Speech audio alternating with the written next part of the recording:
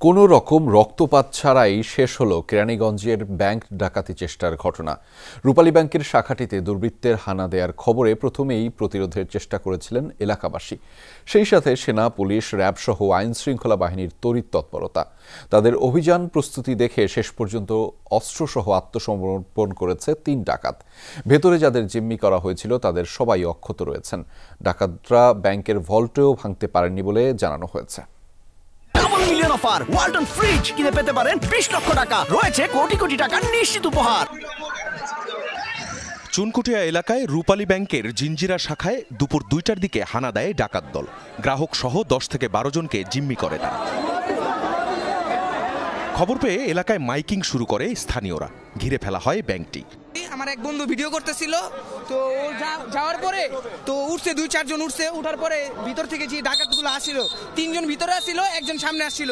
তো জানলার সামনে আইসা বলতেছে যে এই সামনে আসবি না, গুলি করুম। ওর সাথে একটা ছোট পিস্তল ছিল, মুখে মাস্ক ছিল, আর সাদা লম্বা ছোট করে ছিল। ও সামনে আইসা হুমকি দিতেছে যে কেউ সামনে আসবি না, তোদের গুলি করবো আসলি। আমরা যেটা জানতে পারছি 3 জন ডাকাত ছিল। তা আমাদের একটা টার্গেট ছিল, ওরা যদি ভিতরে 3 জন থাকে হয়তো বাইরে আরো লোক ছিল।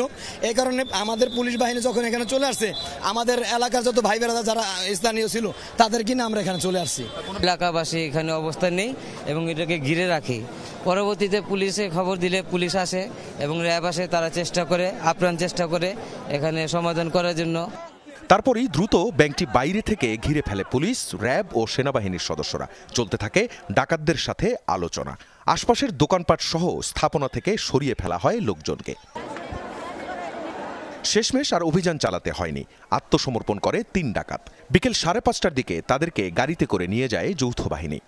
তারা আমাদের কাছে আত্মসমর্পণ করে 3টি দেশীয় অস্ত্র তারা আত্মসমর্পণ করে আমাদের কাছে হ্যান্ড ওভার করে, এবং তারা 3 জন ডাকাত 3 জন ডাকাত আত্মসমর্পণ করে আমাদের গাড়িতে উঠে। আমরা 21 থেকে 20 থেকে 30। কতজন ছিল আপনারা কতজন জানতে পেরেছেন? ব্যাংক না, কোনো ক্যাজুয়ালিটি নেই, কোনো ক্যাজুয়ালিটি হয়নি। আমাদের নেগোসিয়েশনে তারা সাড়া দিয়েছে। তারা আমাদের নেগোসিয়েশনের ফলে এই নাটকের অবসান ঘটেছে। ব্যাংকের ভল্ট ভাঙতে পারেনি ডাকাত দল। ক্ষয়ক্ষতির বিষয়ে আনুষ্ঠানিকভাবে জানানোর কথা বলছে ব্যাংক কর্তৃপক্ষ। প্রশাসনই আমাদেরকে জানাবে কি হলো, আমরা যেন কিছু জানি। আপনাদের যারা সহকর্মী ছিলেন তারা কেমন? ওরা তো ভিতরে এখনো সেফ আছে, কারোর সাথে এখন আমাদের কোনো কথাবার্তা হয়নি। কাজেই ভিতরে কি হয়েছে আমরা কিছু জানি না। র্যাব বলছে ভেতরে 3 জন থাকলেও বাইরে ছিল ডাকাতদের আরও সাঙ্গপাঙ্গরা। বয়সসীমা তাদের 20 থেকে 25-এর মধ্যে। আখলাকুস সাফা, যমুনা নিউজ, ঢাকা। দর্শক, এই ঘটনা বিস্তারিত আমাদের সহকর্মীরা জানাচ্ছিলেন ঘটনার শুরু থেকেই, এবং এই মুহূর্তে আমাদের সাথে যুক্ত রয়েছেন আরও 2 জন সহকর্মী। তাদের মাধ্যমে আসলে আমরা বিস্তারিত জানবো। আমি প্রথমেই যেতে চাই সহকর্মী আরফিন শাকিলের কাছে, তিনি আমাদের সাথে যুক্ত রয়েছেন।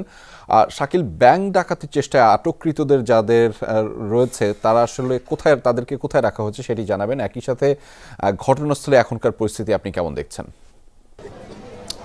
ধন্যবাদ রাজা। শেষের প্রশ্ন দিয়ে শুরু করতে চাই। এখন মূলত যারা ব্যাংকের যারা জিম্মি অবস্থায় ছিলেন, অর্থাৎ ব্যাংকের কর্মকর্তা কর্মচারী, যে 8 থেকে 10 জনের কথা শোনা যাচ্ছিল, তারা এবং সে সঙ্গে কয়েকজন গ্রাহকের কথা আমরা শুনতে পাচ্ছিলাম, তারাও ভিতরে এখন অবস্থান করছেন। এবং তাদের সঙ্গে কিছুক্ষণ আগে সেনাবাহিনীর সদস্যরা, সেনাবাহিনীর যিনি ব্রিগেড কমান্ডার ছিলেন তিনি দেখা করে এসেছেন, এবং সে পুলিশের যারা ঊর্ধ্বতন কর্মকর্তা রয়েছেন তারা এখনও ব্যাংকের ভিতরে অবস্থান করছেন। এবং মূলত সারাদিনের তাদের যে ঘটনা, সেই ঘটনার যে অভিজ্ঞতা, সেই অভিজ্ঞতা তাদের কাছ থেকে জানতে চাওয়া হচ্ছে। এবং সেখানেই ব্যাংক কর্মকর্তা কর্মচারী এবং যারা গ্রাহক ছিলেন যে কয়েকজন, তাদের সঙ্গে এখন মূলত পুলিশ সদস্যরা কথা বলছেন, এবং তারা খানিক বাদে হয়তো বেরোবেন। এবং রাত 8টা নাগাদ এখানকার দক্ষিণ কেরানীগঞ্জ যে থানা, সেই থানায় সার্বিক ঘটনা নিয়ে একটি সংবাদ সম্মেলন করার কথা রয়েছে পুলিশের পক্ষ থেকে। এবং প্রথম প্রশ্ন যেটা জানতে চেয়েছিলেন, যাদেরকে আটক করা হয়েছে, যে 3 জন ডাকাতকে আটক করা হয়েছে, সেই 3 জনকে মূলত পুলিশের হেফাজতে নিয়ে যাওয়া হয়েছে। তাদেরকে প্রাথমিকভাবে থানায় রাখা হয়েছে বলে আমরা জানতে পেরেছি। তবে এখন পর্যন্ত পুলিশের পক্ষ থেকে থানায় রাখা হয়েছে কিনা সেটা নিশ্চিত করা হয়নি। তবে তাদেরকে পুলিশি হেফাজতে রাখা হয়েছে এটি নিশ্চিত, এবং তারা সেখানে এখন অবস্থান করছেন। এবং তাদের কাছ থেকে মূলত তথ্য নেওয়ার চেষ্টা করা হচ্ছে, কারণ যারা স্থানীয়রা রয়েছেন তারা কিন্তু বলেছেন বেশ কয়েকজন বাহিরেও বেশ কয়েকজন ডাকাতের উপস্থিতি তারা সন্দেহ করেছিলেন। এবং যেহেতু ঘটনার পরপরই যখন মাইকিং করা হচ্ছিল ডাকাত পড়ার খবর, তখনই কিন্তু তারা সাধারণ মানুষের সঙ্গে মিশে যান।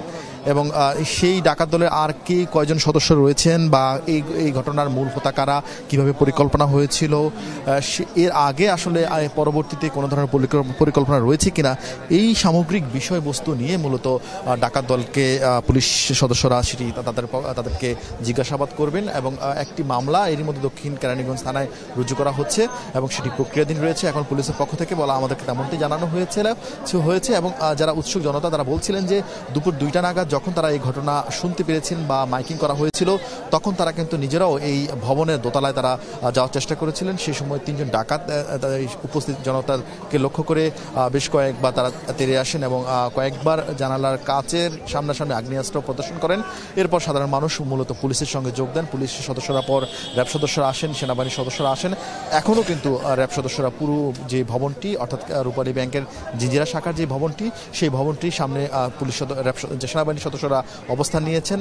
স্বাভাবিকভাবেই উৎসুক জনতা খুব বেশি ভিড় করছেন, ফলে এই কোনো ধরনের নিরাপত্তার ঘাটতি যেন না হয় এবং যারা মূলত এই ডাকাতের কবলে পড়েছিলেন ব্যাংক কর্মকর্তারা তাদের যেন মানসিক অবস্থা কোনোভাবে বিচ্যুতি না ঘটে সেই বিষয়টি আসলে নিশ্চিত করা হচ্ছে, যার ফলে খানিক বাদে হয়তো তাদেরকেও বের করা হবে। তাদের সঙ্গে আমরা কথা বলার চেষ্টা করছি বা বলার চেষ্টা করব এবং যারা স্থানীয়রা যারা সেই সময় ছিলেন তারা বলছিলেন যে এই ঘটনায় মূলত যিনি ব্যাংকের যিনি ম্যানেজার ছিলেন তিনি মূলত ব্যাংকের যিনি এখানকার ভবনের যিনি কেয়ারটেকার ছিলেন তাকে জানান ডাকাত পড়ার ঘটনার খবর।